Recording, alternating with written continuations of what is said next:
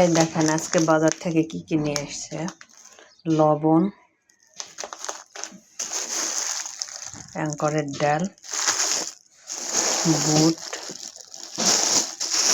মটরের ডাল, মানে চটপটির ডাল। এটা এই যে অ্যাঙ্করের ডাল, এটা দিয়ে ডাল খাওয়ার জন্য, খিচুড়ি খাওয়ার জন্য।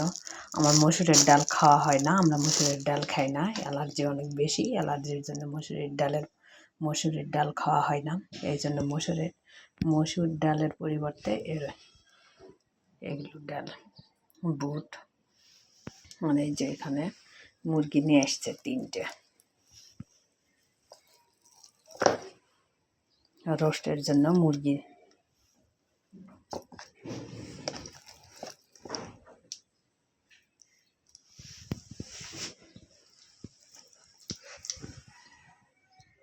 তিনটা মুরগি এখানে আছে। এই ছিল আমার আজকের বাজার।